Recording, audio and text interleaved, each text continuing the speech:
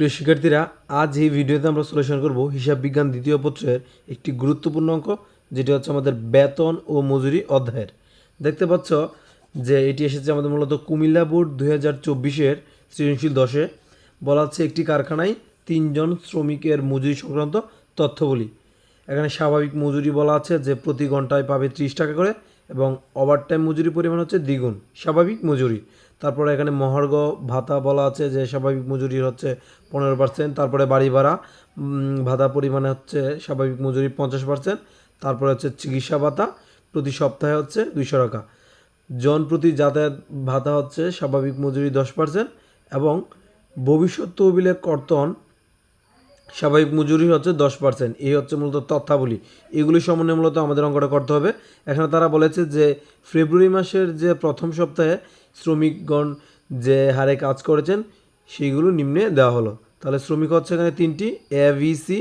তাদের স্বাভাবিক কর্মঘণ্টা এখানে বলা হচ্ছে 48, মানে এটার দ্বারা বোঝানো হচ্ছে যে প্রতি সপ্তাহে একটা শ্রমিককে কমপক্ষে 48 ঘন্টা কাজ করতে হবে। এটা হচ্ছে স্বাভাবিক কর্মঘণ্টা। প্রকৃতপক্ষে আমাদের মূলত যারা এই পোশাক শিল্পে কাজ করে তারা কিন্তু মূলত 48 ঘন্টাই কাজ করে। এর চেয়ে যদি অতিরিক্ত কোনো ঘন্টা কাজ করে সেটা ওভারটাইম হিসেবে ধরা হয়। তাহলে সেমভাবেই এখানেও এই 3 ব্যক্তি কিছু না কিছু ওভারটাইম করেছে। প্রথম ব্যক্তি করেছে 12 ঘন্টা, দ্বিতীয় ব্যক্তি হচ্ছে 14 ঘন্টা, এবং সর্বশেষটি হচ্ছে 15 ঘন্টা। এই হচ্ছে তথ্যাবলী। এখন এটা কোয়া দাগে বলেছে যে শ্রমিকদের ওভারটাইম মজুরির পরিমাণ নির্ণয় করো। এখন আমাদের কথা হচ্ছে এই যে আমরা এই যে অঙ্কটা সলিউশন করছি, এখানে কোন জাতীয় তথ্যাবলী বেশি আসে এগুলো আমাদের আগে জানতে হচ্ছে। এই জায়গায় আমাদের জানতে হবে কোনগুলো হচ্ছে উপার্জনসমূহ এবং কোনগুলো হচ্ছে কর্তনসমূহ। মূলত এখানে একটা শ্রমিকের যে তথ্যাবলী সেগুলোই মূলত এখানে উঠে এসেছে। শ্রমিক মূলত যে খাত থেকে টাকাগুলো পায় বা যে কারণে তার বেতন বৃদ্ধি পায় সেগুলোকে বলবো আমরা উপার্জন সমূহ। আর যে কারণে একটা শ্রমিকের বেতন থেকে টাকা কেটে নেওয়া হয় বা কর্তন হয় সেগুলোই মূলত কর্তন সমূহ। তাহলে আমি একটু মৌখিকভাবেই বলে দিচ্ছি যে কোনগুলো উপার্জন। এইখানে তো বেশ কিছু রয়েছে, যেমন প্রথমেই আমি বলবো যে আমাদের মূল মজুরি বা মূল বেতন হচ্ছে আমাদের এই প্রথম যে উপার্জনের যে এই উপাদান তার মধ্যে পড়ে মূল মজুরি। তাহলে মূল মজুরি একটু উপার্জনের মধ্যে পড়ে। তারপরে হচ্ছে আমাদের ওভারটাইম। এই হচ্ছে আমাদের দুইটি, এগুলো মাস্ট প্রত্যেকটা অঙ্কে এবারে পাবো, মূল মজুরি বা মূল বেতন, আরেকটা হচ্ছে ওভারটাইম। তারপরে হচ্ছে আমাদের মহার্ঘ ভাতা, আর এরপরে হচ্ছে অন্যান্য যে বাড়ি ভাড়া ভাতা, চিকিৎসা ভাতা, যাতায়াত ভাতা, এগুলোই মূলত ঘুরিয়ে ফিরিয়ে তারা প্রত্যেকটা অঙ্কেই দিয়ে থাকে। আমি যদি আর একটু তথ্যের জন্য এখানে বলতে চাই যে আর কোনগুলো সম্ভাবনা রয়েছে উপার্জন হতে, তাহলে এরকম বলতে পারি যে প্রশ্নে বলা থাকবে যে প্রভিডেন্ট ফান্ডে বা অনুমোদিত তহবিলে নিয়োগকর্তার দান, এরকম একটা কথা এই আমরা মাঝে মধ্যে পাই আর কি, প্রায়শই না, হঠাৎ পেয়ে থাকি। তাহলে আমি একটু এডিশন করে দিলাম। আর এছাড়া এইখানে যে উপার্জনগুলো রয়েছে সেগুলি আমরা পাবো। কি বলছিলাম যে মজুরি বা মূল মজুরি বা মূল বেতন, ওভারটাইম, মহার্ঘ ভাতা, যাতায়াত বা বাড়ি ভাতা, চিকিৎসা ভাতা, এগুলি আমরা প্রায়শই পাবো। যদি আমাদের এই একটু পেঁচানো অঙ্ক দিতে চাই তাহলে এটা দিবে যে প্রভিডেন্ট ফান্ড অথবা এই আমাদের কল্যাণ তহবিল, আর সেম ওয়ার্ড সেম জিনিস। এইখানে নিয়োগকর্তার দান একদম স্পষ্ট বলা থাকবে, নিয়োগকর্তার দান। নিয়োগকর্তা বলতে বোঝানো হয়েছে এখানে মালিক পক্ষটা যদি দিয়ে থাকে কোনো অ্যামাউন্ট, এটাকে আমরা ওই উপার্জনে নিব। এই হচ্ছে আমাদের উপার্জন সমূহ। এখন হচ্ছে কর্তনগুলো কীভাবে বুঝবো? কর্তনগুলোর মধ্যে স্পষ্ট কর্তন দেওয়া থাকবে বা দান এরকম উল্লেখ থাকবে। যেমন এখানে বলা আছে যে ভবিষ্যৎ তহবিলে কর্তনের পরিমাণ হচ্ছে মূল মজুরি 10%। এখানে কর্তন একটা আরও প্রশ্নে দেওয়া থাকতে পারতো, আমি একটু বলে দিচ্ছি, তোমরা একটু শুনে নিও। সেগুলো হচ্ছে যে এরকম বলা থাকতে পারতো যে ভবিষ্যৎ তহবিলের চাঁদা বা ভবিষ্যৎ তহবিলের দান, এরকম বলা থাকতে পারতো। হ্যাঁ, এখন যেহেতু ভবিষ্যৎ তহবিলে কর্তন দিয়েছে তার একটু ঘুরিয়ে ভবিষ্যৎ তহবিলে দান বলতে পারতো, বা এই কল্যাণ তহবিলে দান সেম জিনিস, বা প্রভিডেন্ট ফান্ডে দান। আমরা সিমিলার শব্দ ভাববো এগুলোকে, হ্যাঁ, যে প্রভিডেন্ট ফান্ড বা কল্যাণ তহবিল, এগুলো আমরা সিমিলার ভাববো। তারপরে একটু কঠিন করতে গেলে তারা এরকম দেয় যে আয়কর প্রদান বা অগ্রিম কর্তন, এগুলো মাঝে মাঝে দিয়ে দিই যে অগ্রিম কর্তন, আয়কর প্রদান অথবা অগ্রিম বেতন, এগুলাই। আর এছাড়া আমাদের কোনো কর্তন থাকে না। আমি অনেকক্ষণ বলে ফেললাম, শুধু বেসিকটা ক্লিয়ারের জন্য আমি উপার্জন এবং কর্তনগুলোকে একটু বুঝিয়ে দিলাম। আচ্ছা, এখন আমরা সলিউশন করি। এটা বলা ছিল যে শ্রমিকদের ওভারটাইম মজুরির পরিমাণ নির্ণয় করো। তাহলে ওভারটাইম পরিমাণ নির্ণয় করতে গেলে আমাদের দেখতে হবে ওভারটাইম ঘন্টা কতটুকু। প্রত্যেকজনের তো ঘন্টা এখানে দেওয়াই আছে, আর যদি নাও দেওয়া থাকতো আমাদের বের করতে হতো।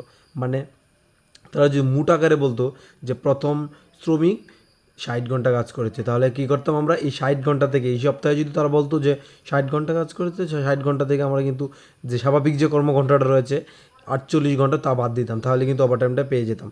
হ্যাঁ, সেমভাবে যদি অন্যটা দেওয়া থাকতো 72 ঘন্টা, তাহলে আমরা কিন্তু 72 থেকে 48টা বাদ দিয়ে আমরা অতিরিক্তটা বা ওভারটাইমটা বের করতাম, কিন্তু এখানে ইজিলি বের করা আছে, তার জন্য আমাদের কষ্ট করতে হচ্ছে না। আচ্ছা, তাহলে প্রত্যেকটি যদি বলা আছে তাদের হারটাও তো বলা আছে, হারটা হচ্ছে এরকম যে স্বাভাবিক মজুরির দ্বিগুণ হবে। তাহলে স্বাভাবিক মজুরি যদি 30 টাকা হয়, তাহলে তার সাথে আমাদের 2 গুণ করতে হবে, তাহলে কত টাকা হবে? 60 টাকা। তাহলে প্রত্যেকটি মানের সাথে আমরা এখন 60 করে গুণ করব। দেখতে পাচ্ছ যে আমি এখানে লিখে রেখেছি যে প্রথম জনের কাজটা এ, তাহলে এর ওভারটাইমের পরিমাণ ছিল 12 ঘন্টা এবং তার সাথে দ্বিগুণ হবে স্বাভাবিক মজুরি, যার জন্য স্বাভাবিক মজুরির সাথে দ্বিগুণ করেছি এবং পুরোটা ক্যালকুলেশন করে আমরা এটা পেয়েছি। তারপর হচ্ছে বি ওভারটাইম করেছিল 14 ঘন্টা, তার সাথেও হবে স্বাভাবিক মজুরির দ্বিগুণ, যার জন্য স্বাভাবিক মজুরি লিখেছি এবং 2 গুণ করেছি, তাহলে ভ্যালুটা পেলাম আমরা এইটা 840 টাকা। তারপর হচ্ছে সি এর ওভারটাইম ছিল 15 ঘন্টা, তার সাথেও আমরা স্বাভাবিক মজুরি দ্বিগুণ গুণ করবো, তাহলে হচ্ছে আমাদের 900। এই হচ্ছে প্রথম ধাপের উত্তরটা। প্রথম হচ্ছে 720, তারপর হচ্ছে 840, সর্বশেষটা হচ্ছে 900। এটা আমাদের কদাগের কারণ কদাগ কিন্তু এটাই বলেছিল যে শ্রমিকদের মোট ওভারটাইমের পরিমাণ নির্ণয় করো।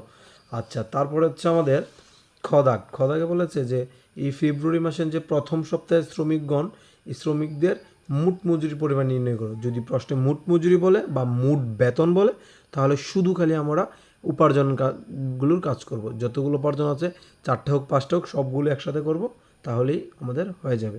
এখানে কর্তনের কোনো কাজ করতে হবে না।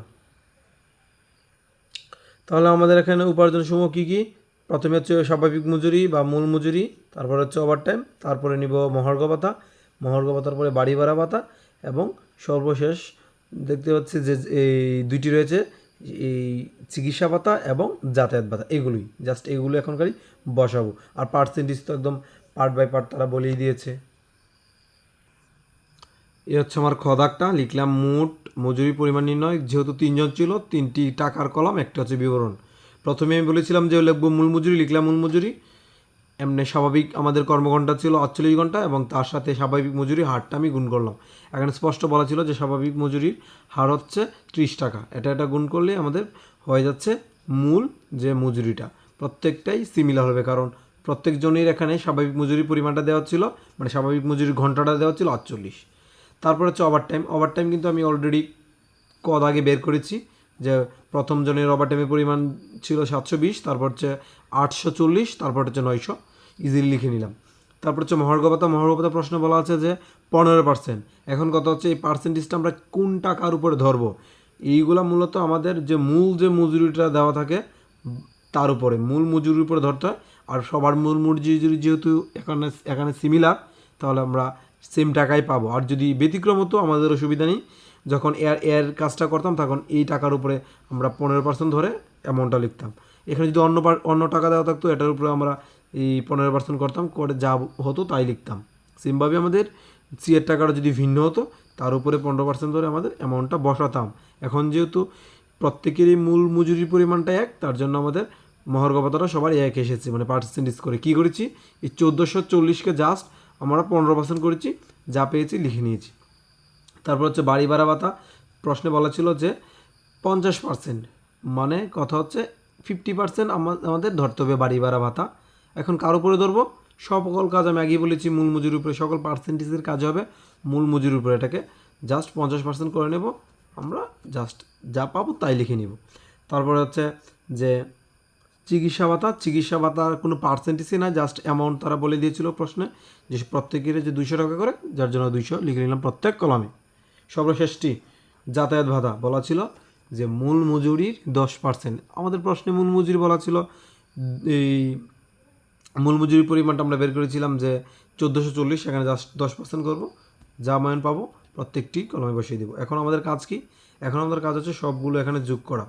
এইগুলো এখানে যোগ করব, এগুলো যোগফলটা এই জায়গায় বসাবো এবং এইগুলো এখানে বসাবো, তাহলে আমাদের মোট মজুরি হয়ে যাবে। এটাই হচ্ছে আমাদের খ দাগের উত্তর। এখন হচ্ছে আমাদের সর্বশেষটা মানে গদাগ। গদাগে বলা আছে যে এই প্রথম সপ্তাহেরই মজুরিদের শ্রমিকদের নিট মজুরি পরিমাণ নির্ণয় করো।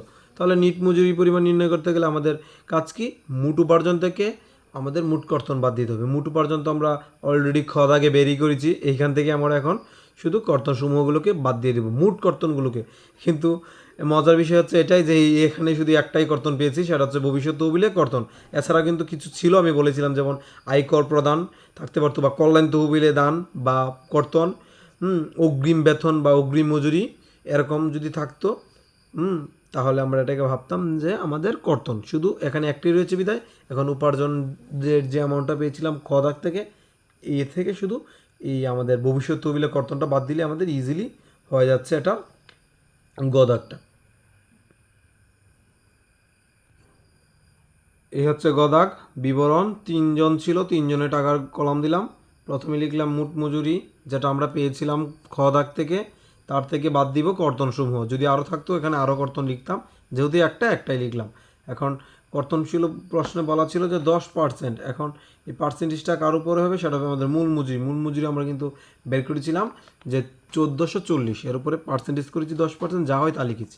এখন এটা থেকে শুধু আমরা বাদ দিয়েছি, যা পেয়েছি তাই আমাদের নিট মজুরি। এই হচ্ছে মূলত আমাদের গদাগের আনসারটা।